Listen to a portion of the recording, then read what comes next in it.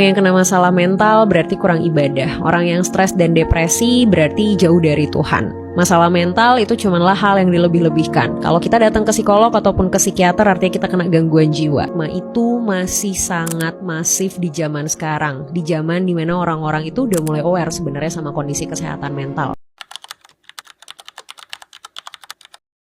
Berdasarkan hasil survei kecil yang dilakukan pada mahasiswa kesehatan masyarakat angkatan 2025 tentang gangguan mental, didapatkan bahwa pengetahuan responden tentang gangguan mental cukup variatif.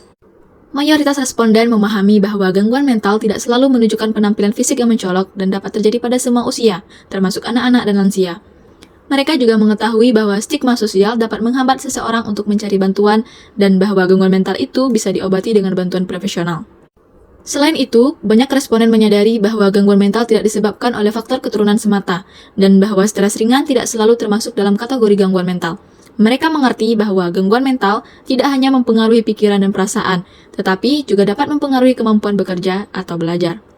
Sementara itu, sebagian responden percaya bahwa gangguan mental bisa disebabkan oleh faktor lingkungan seperti tekanan sosial atau trauma, menunjukkan bahwa ada pemahaman tentang peran faktor eksternal dalam penyebab gangguan mental. Secara keseluruhan, pengetahuan responden menunjukkan pemahaman yang cukup baik tentang aspek-aspek dasar gangguan mental, termasuk penyebab, dampak, dan pentingnya penanganan profesional. Meskipun masih terdapat beberapa persepsi yang harus terus didukung dengan edukasi yang lebih mendalam. Apa itu mental health? Dalam buku Mental Hygiene, kesehatan mental berkaitan dengan bagaimana seseorang berpikir, merasakan, menjalani kehidupan, memandang diri sendiri dan orang lain, serta mengambil keputusan terhadap situasi yang dihadapi. Kesehatan mental mencakup seluruh aspek perkembangan individu, baik fisik maupun psikis, termasuk kemampuan mengatasi stres, menyesuaikan diri, berinteraksi dengan orang lain, serta mengambil keputusan yang tepat. Ada dua istilah gangguan jiwa. Yang pertama, orang dengan masalah kejiwaan atau ODMK. Ini merupakan orang yang memiliki masalah fisik, mental, sosial, pertumbuhan, dan perkembangan, atau kualitas hidup sehingga memiliki resiko mengalami gangguan jiwa. Yang kedua, orang dengan gangguan jiwa atau ODGJ. Ini adalah orang yang mengalami gangguan dalam pikiran, perilaku, dan perasaan yang termanifestasi dalam bentuk sekumpulan gejala atau perubahan perilaku yang bermakna, serta dapat menimbulkan penderitaan dan hambatan dalam menjalankan fungsi orang sebagai manusia. Faktor risiko mental health. Ada beberapa faktor risiko terkait mental health. Yang pertama ada faktor genetik. Riwayat keluarga dengan gangguan jiwa dapat meningkatkan risiko karena adanya pengaruh keturunan. Nah, yang kedua ada trauma masa kecil.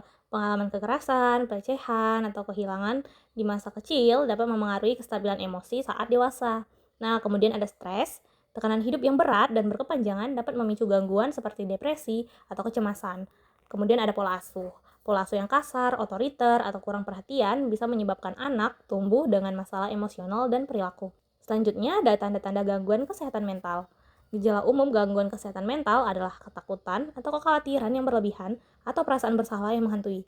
Perubahan mood atau suasana hati yang drastis, tampak menarik diri dari teman dan lingkungan sosial, kelelahan yang signifikan, energi menurun, atau mengalami masalah tidur. Upaya untuk meningkatkan kesehatan mental, ada terapi psikologis, meditasi, olahraga, dan menjaga kesehatan fisik. Lalu ada memperkuat dukungan sosial, mengatur pola makan, menghindari kebiasaan buruk dan tidur yang cukup, mengembangkan keterampilan coping, dan mengurangi stres. Upaya pencegahan atau penanggulangan mental health.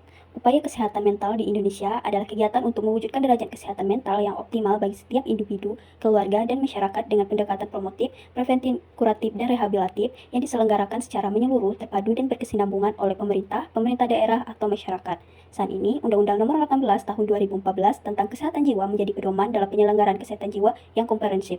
Penanganan gangguan mental melibatkan kombinasi terapi psikologis, medikasi, dan dukungan sosial. Terapi kognitif perilaku atau CBT dan terapi interpersonal adalah beberapa metode terapi yang terbukti efektif. Medikasi seperti antidepresan dan antipsikotik sering digunakan untuk mengelola gejala. Dukungan sosial dari keluarga dan teman juga memainkan peran penting dalam proses pemulihan. Mulailah mencintai Diri sendiri Dengan menjaga Kesehatan mental Dan fisikmu.